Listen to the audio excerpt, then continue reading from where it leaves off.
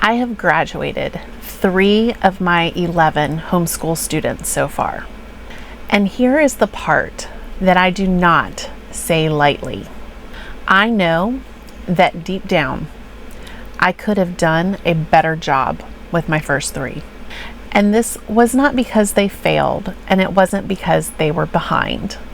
But it was because when I looked back on that time, honestly, I could see where I had relied on good intentions instead of clear standards, where I had trusted popular advice from well-meaning, but let's be honest, lazy homeschool mothers, instead of relying on my own judgment, and where I had accepted good enough because it was easier than being precise.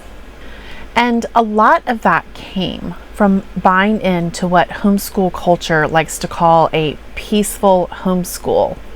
This is the kind of peace that tells you to trust the process, or that there's no such thing as behind, that you don't need to worry, that you don't need to push, and you certainly don't need to measure progress too closely.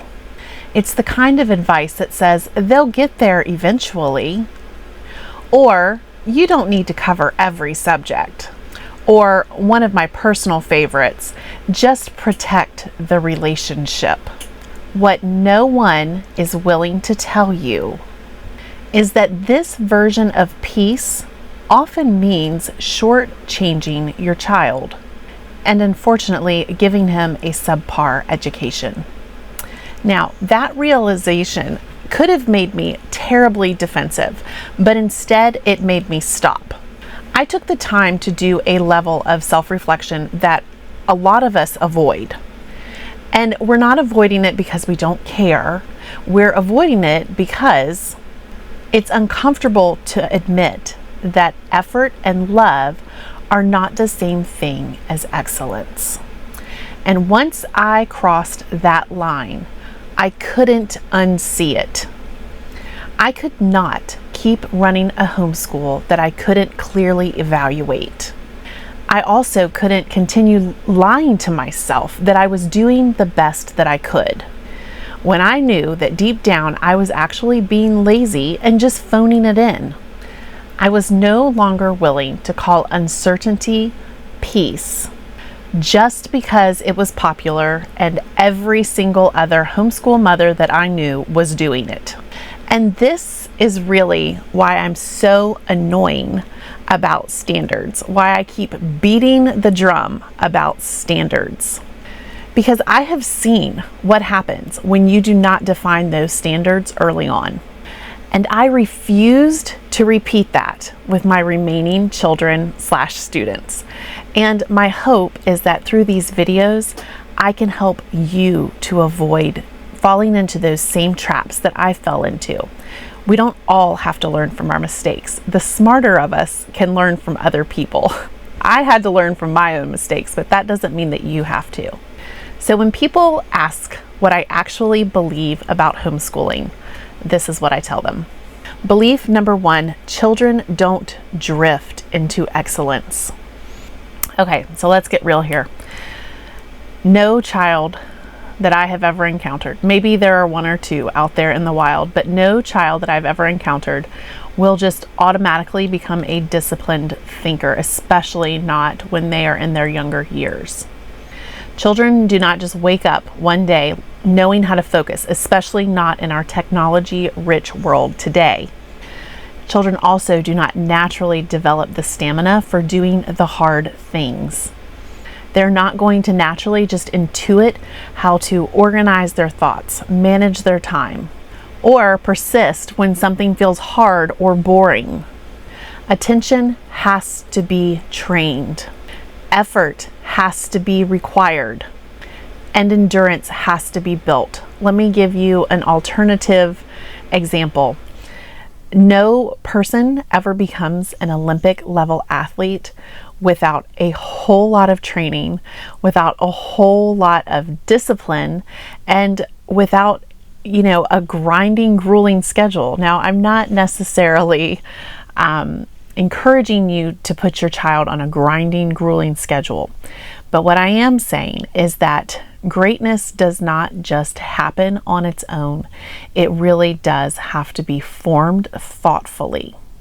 So if we're being honest here, waiting around for motivation to strike either ourselves as homeschool mothers or our children is just really a way of saying, I don't feel like enforcing this right now, so I'm not going to require it of my child. When it's phrased that way, it's really hard to argue that we're being kind to our children. We are simply abdicating our role as a parent. Excellence is never going to come just from being exposed to good educational material. So you can't just have the books on the shelf and expect that your child is going to choose those.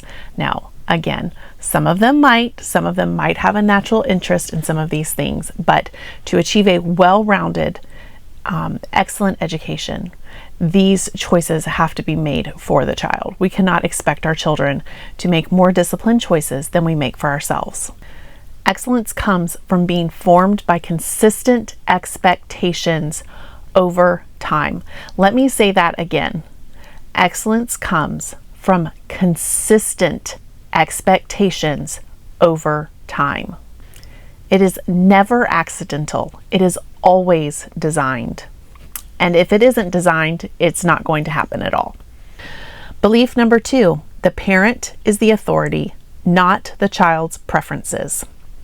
I've spoken a lot over the past few months about how I feel about child-led anything, but child-led learning is especially problematic. Interest-led or child-led learning sounds very respectful. It has a nice ring to it, doesn't it? But interests do not produce formation. Feelings matter, and children's opinions certainly matter. But they are not and never will be the organizing principle of the day, at least not if you expect your days to go well. When a child's preferences determine what gets done, when it gets done, or whether it gets done at all, then leadership becomes really unclear, and children do not do well in this type of instability.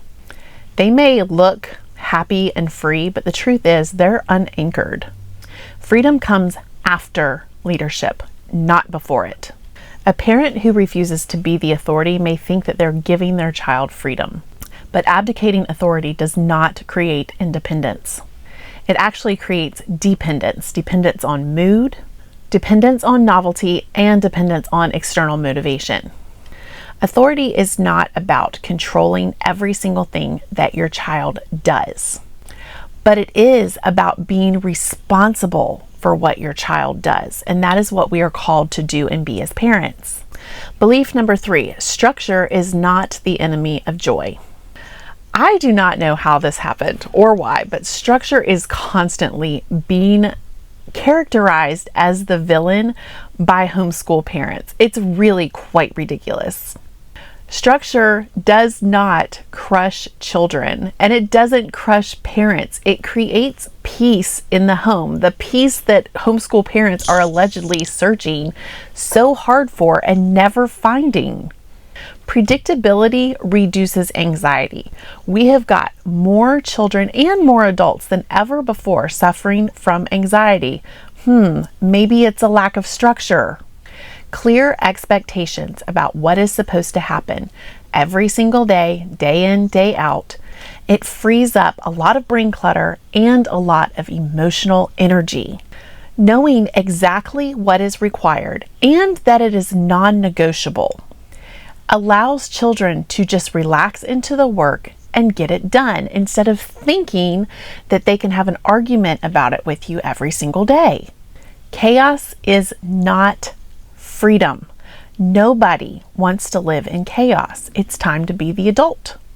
A homeschool is not going to attain a level of calmness just because there are never any expectations or structure in place. It actually is calm because expectations are clear. They are also consistent, and most importantly, they are enforced with zero drama. Joy does not come from endless choices and an open schedule.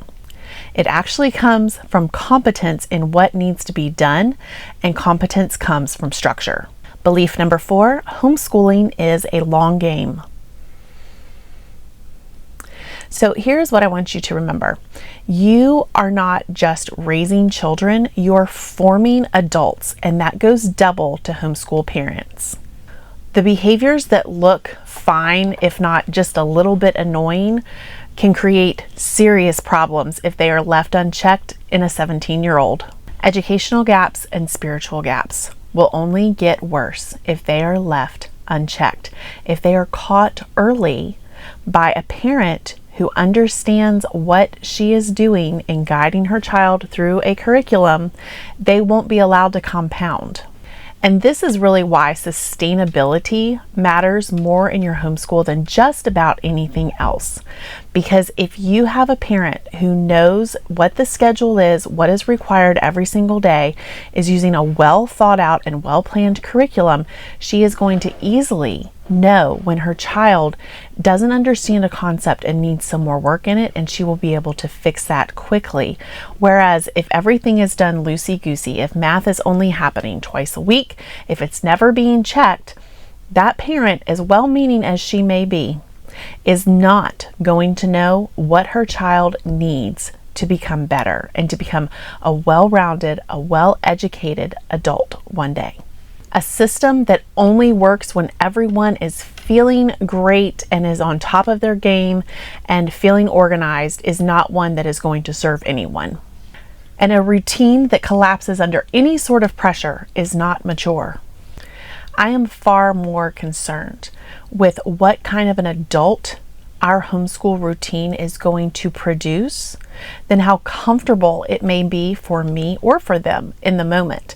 Because I know that maturity and discipline only come when there is some pressure applied. So let's talk really quickly about why these beliefs of mine may come across as annoying to some people.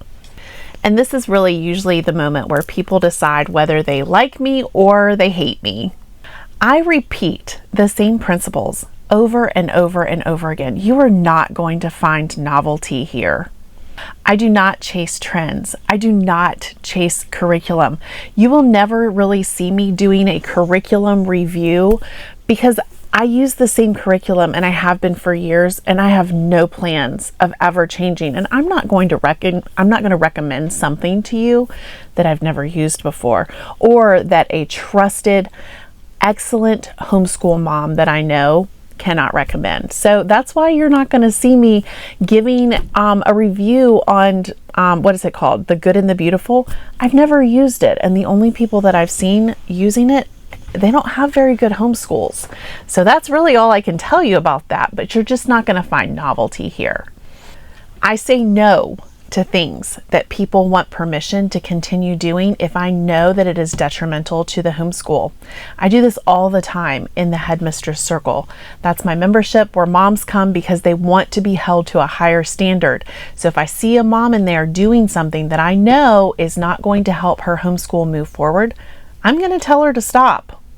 And most of all, I refuse to soften my language or my intensity levels or my speech just to make things more comfortable to swallow. There are loads and loads of homeschool mom influencers who can give you the sweet, honeyed words that your ears are longing to hear and tell you it's going to be okay. Just keep pushing forward. It's fine. Everything's fine. There's no such thing as behind.